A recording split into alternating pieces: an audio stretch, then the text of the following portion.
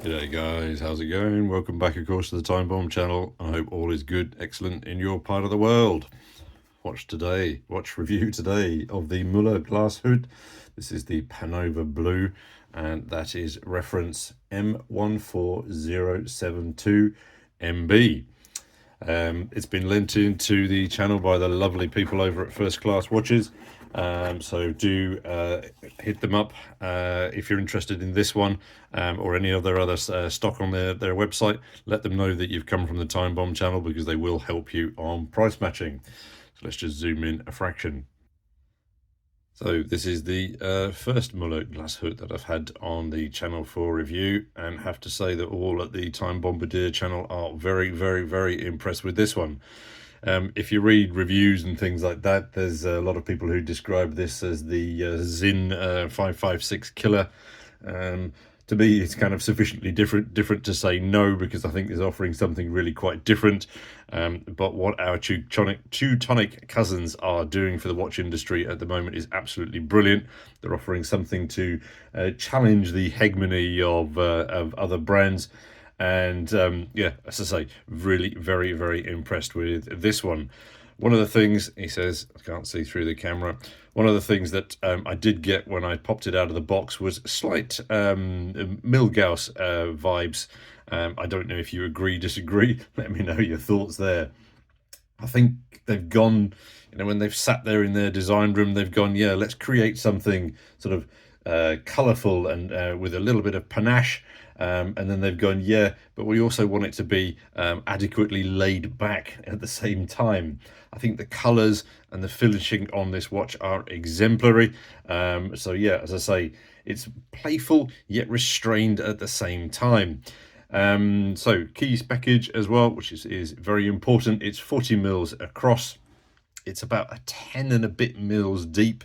And then it's a smidge over 48 mils north to south. So again, really very manageable wrist specs.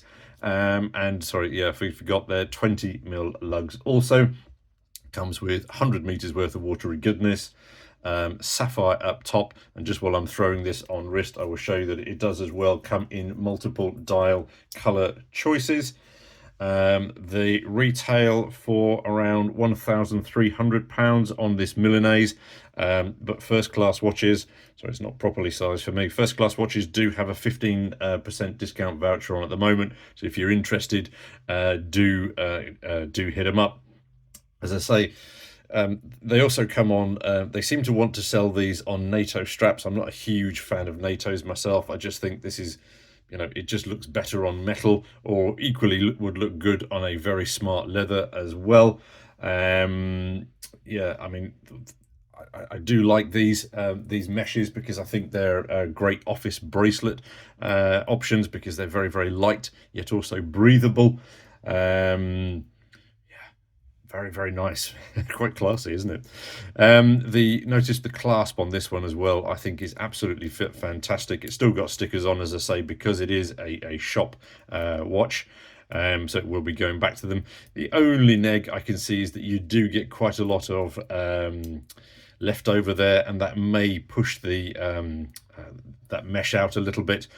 I'm guessing as well, because it's brand new, it's still quite stiff, so that might loosen up a little bit with time. Again, if you've owned one of these for about a year or so, do let us know your thoughts on that one.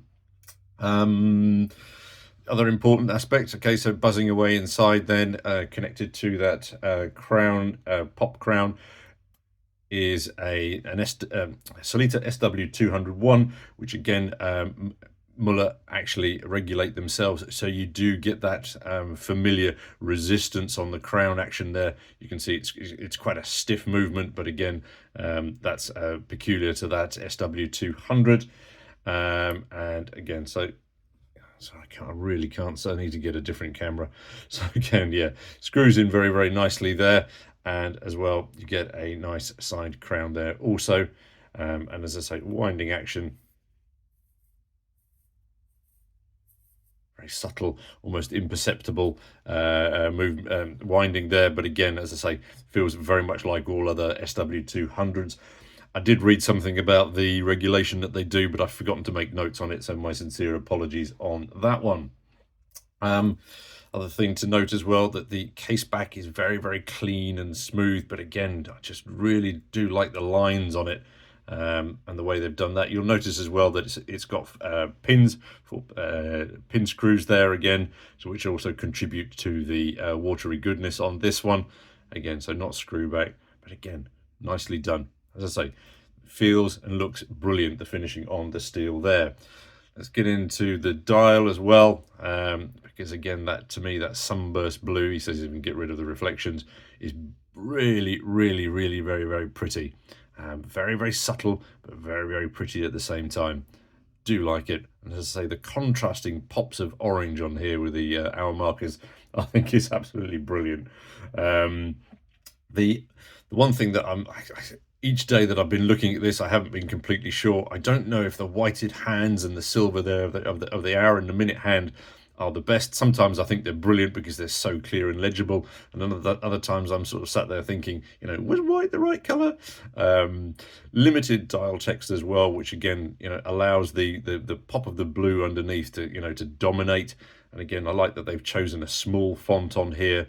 I just think, yeah, again, you've got the contrast of automatic in German, then made in Germany in English again, but I think that's just your sort of international standards of text. And the action of the second hand there again, I think really very, very, very, very impressive. The loom on these looks like this. It's clean and very, very legible. Nice little bits of pop. But perhaps it's not the type of loom that you see across a dark room. But again, it's not supposed to be that with this style of watch. Yeah, I think as well, the other reason that I picked this for review from First Class is because there's just something about the case body that does it for me. You've got the brushing in exactly, the right amount of brushing, and then again, just the polished top there. So again, I think it's executed and finished brilliantly. Really, very, very, very, very well, and very, very nice for the price that I think, yeah, you're getting, a very high-end piece. Would I wear it? Yeah, it is, because it's kind of stretching my comfort zones, and I like the way that they do that. It's almost the ideal office watch, in that, it's something a little bit different and fun, but yet understated at the same time. And it's got some colors that really do attract your eye, but it's not necessarily screaming out, sort of, bright luminous colors, etc. So subtle enough at the same time. Hugely impressed with this one, guys, as you can probably tell from the blurb. But over to you guys. What do you reckon on this one? Do you have any experience of ownership? And does that steel become a little bit more flexible over time? And massive thanks to First Class Watches for the loan of these ones. And yep, really appreciate your time and view. And we'll catch you all in the next watch vid. Cheers, guys.